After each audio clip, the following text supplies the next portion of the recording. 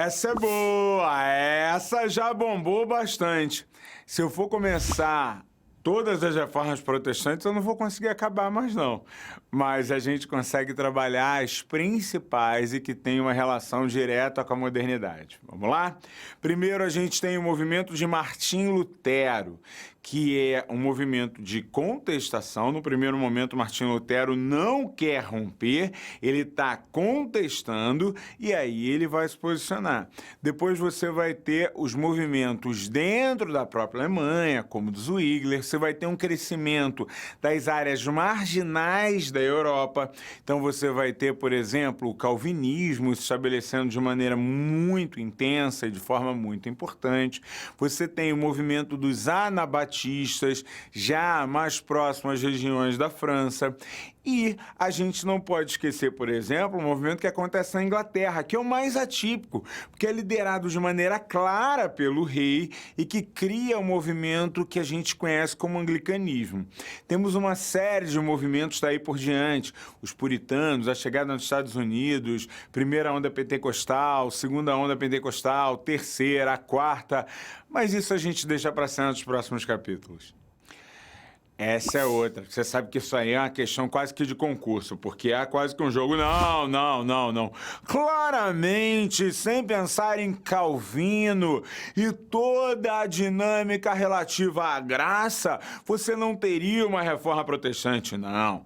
Reforma protestante de verdade, a ideia de se afastar dos dogmas é a partir de Wesley nos Estados Unidos. Não.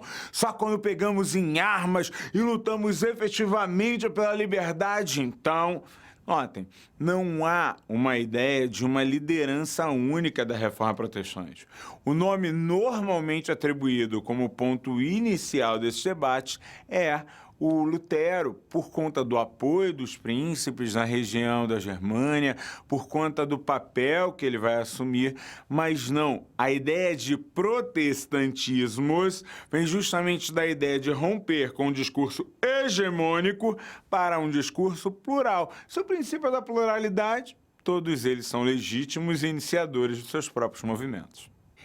A reforma protestante, ela tem duas formas de ser vista. Uma, a ideia de um movimento puro, verdadeiro, que queria romper com as falhas de Roma. Outra, a ideia de que é tudo política. Você tem ali um jogo, os estados alemães não querendo estar presentes, mas em história, a gente não deve separar as coisas tentando fazer um campeonato. A gente deve entender como essas movimentações se dão. Então, o que é claro?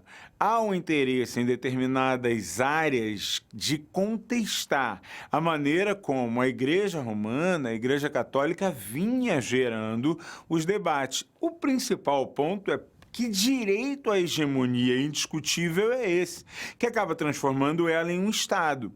Isso vai ter desdobramentos de característica religiosa, política. Rainha, não, desculpa, eu acredito que foi um momento de inspiração e que nesse momento, ok, é válido também. Mas notem, essa não é uma explicação histórica, é uma explicação da sua fé. Plenamente possível, mas ela tem um viés diferente dos debates que a gente está tomando aqui. Como um movimento muito amplo, a gente precisa entender aquilo que é mais comum, aquilo que é mais recorrente. Então, vamos lá. A primeira coisa vem da ideia justamente de que você não precisa ter uma centralidade política, religiosa, para que você possa ter o ato de fé.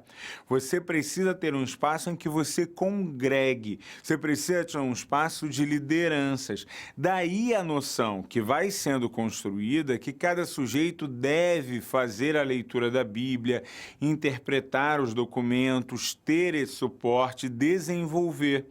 Essa ruptura é grande porque a Bíblia ainda estava em latim, pelo menos na versão mais conhecida e mais trabalhada dentro do mundo romano.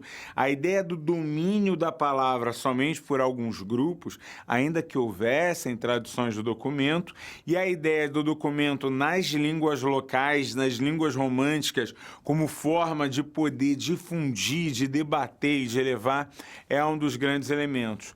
Outro traço muito importante tem a ver com a lógica da hierarquia. Enquanto você vai tendo dinâmicas hierárquicas muito estabelecidas e muito tradicionais no mundo romano, você passa a entender que grupos diversos podem constituir movimentos religiosos diversos, acreditando em determinados preceitos, formas estabelecidas ali naquele momento. Daí você consegue entender as variações que começam a aparecer. Alguns vão ser muito presentes, por exemplo, a noção da graça, a ideia de que Deus escolhe, os portadores da graça têm uma missão, a ideia de uma recuperação, de uma exegese moral, de uma ideia de controle, de viver de maneira mais religiosa, mais fervorosa, mais viva. A mudança da lógica do proselitismo, do exercício de difundir, a crítica à fé morna e a ideia de um campo em ação difundido, a lógica de comunidade, são muitos elementos que a gente pode destacar, mas assim você fica com uma ideia daquelas que estão ali presentes. Consequências. Note bem, a gente precisa entender que o mundo já vinha mudando. E a ideia de um discurso que conseguisse se manter plenamente hegemônico vinha sendo contestado em diversas frentes, em diversos aspectos. Politicamente, socialmente e religiosamente não seria diverso. Os movimentos de crítica, os movimentos de outras visões dentro do próprio seio do catolicismo já vinham aparecendo. Logo, a ideia de você ter uma nova difusão, ela é importante, mas tem um traço político que ele é fundamental. A ideia de rearranjos políticos que reestruturam a fronteira da Europa, geram novos impulsos, a ideia de que determinados rompimentos não devem ser tidos como problemas, mas sim que esse movimento de ruptura é necessário. O caso mais famoso é você pegar que Portugal e Espanha usam para legitimar o domínio da América uma bula papal. Enquanto isso, você vai ter assim, não, desculpa, mas essa bula papal ela não tem esse reconhecimento. Isso é um marco de grande mudança. A maneira como, por exemplo, o capital passa a ser visto, a valorização, o enriquecer é uma escolha de Deus, é uma escolha, uma premiação ao seu trabalho, não é um problema. A usura não é um tempo divino, é um tempo que pode ser usado. E isso facilita para você entender como há uma ruptura de mundo em curso e a religião está dentro, e não necessariamente representa a ideia de que ela cria essa ruptura, mas é fundamental.